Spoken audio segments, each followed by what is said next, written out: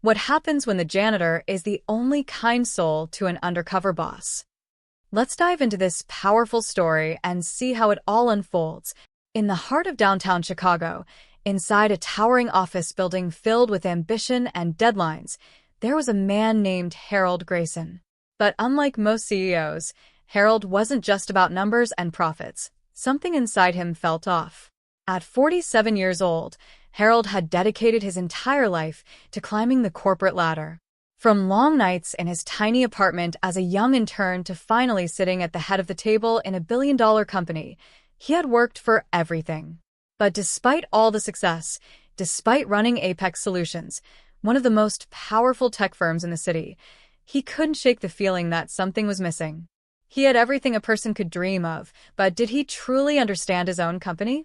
Determined to find out, Harold made a bold decision. He would go undercover as a new employee for a full week. He didn't want sugar-coated reports or rehearsed speeches. He wanted to experience the real Apex Solutions from the ground up. With a fake identity, Tom Miller, and a simple, unremarkable outfit, he stepped into a world he had never truly seen before. The world of cubicles, hurried coffee breaks, and exhausting late-night meetings. But the first day? A disaster.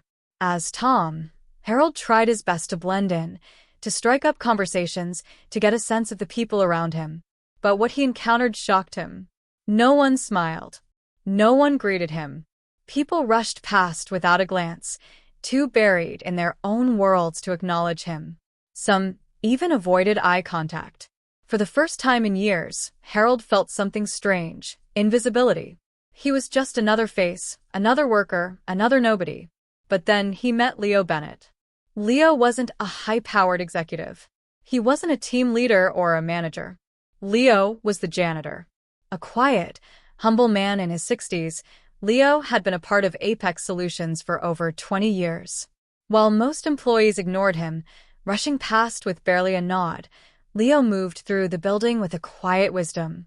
He knew every corner, every hidden detail, not because of a title, but because he cared. And unlike the others, Leo noticed Tom. Every morning, without fail, Leo would greet him warmly. "Good morning, Tom. How's your day going?" At first, Harold thought it was just small talk. But as the days passed, he realized Leo meant it. Every lunch break, Harold noticed Leo sitting alone on a bench outside, eating a simple sandwich, a book always in hand. One day, curiosity got the best of him. He joined him. And that one lunch turned into something special. They talked about everything: sports, movies, life. And for the first time in years, Harold felt like he could just be himself. One afternoon, as they sat in the fading sunlight, Harold finally asked, "Leo, you've been here for so long. Don't you ever want more? A bigger role? A higher salary? Something else?" Leo paused. He looked up at the towering skyline, the reflection of the sunset dancing in the glass buildings. Then, with a small smile, he said something Harold would never forget. "More doesn't always mean better, Tom. I've watched people chase promotions, bigger paychecks, new titles. And you know what? Most of them still leave this place feeling empty. For me, it's not about climbing higher, it's about finding meaning where I am." Those words hit Harold like a storm. Was all his success even worth it? If at the end of the day, he still felt disconnected, still felt like something was missing, then had he truly won? By the third day, Harold noticed something disturbing. Employees weren't just distant. They treated Tom differently. There was a lack of respect. He could feel it in their tone, their body language, their dismissive attitudes. It was as if, in their eyes, he was disposable. And that infuriated him. One evening, long after most had left, Harold stayed behind to observe the late-night cleanup crew. And what he witnessed shook him. Near the supply closet, a heated argument erupted between two employees. One accused the other of stealing office supplies. Voices rose. Tensions escalated. The air became thick with hostility. But before things got out of hand, Leo stepped in. With a calm but firm voice, he placed a hand on each man's shoulder. "Take a breath, fellas. We're all on the same team.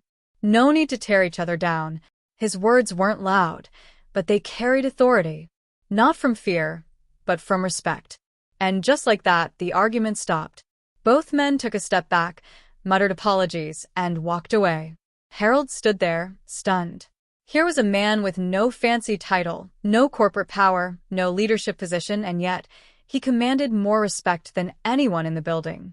And Harold knew, at that moment, something had to change. By the end of the week, Harold revealed the truth. Gathering all employees into a conference room, he stood before them, not as Tom Miller, but as Harold Grayson, CEO. The room fell silent.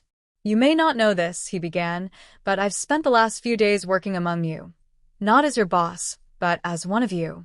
And what I've seen has changed me forever." His voice wavered. He wasn't just speaking as a CEO. He was speaking as a person. "I saw firsthand how we treat people differently based on titles. I saw how easy it is to overlook someone's worth just because of their job. But I also met someone who reminded me of what true leadership looks like." He turned to Leo. "Someone who doesn't need a title to inspire others. Someone who leads not with power, but with kindness. Leo Bennett, thank you for showing me what it truly means to care." Tears filled Leo's eyes as the room erupted into applause. And from that moment on, Apex Solutions changed. New policies ensured fair treatment for every employee, regardless of position. Leo became an unofficial mentor, teaching the power of empathy and respect. Because in the end, success isn't measured by wealth or status, but by the impact we have on others. And sometimes, the greatest lessons come from the most unexpected people. That's the story, friends. I hope you enjoyed it. It was truly a pleasure sharing it with you. Let me know in the comments where you're watching from. I love seeing the global reach of these stories.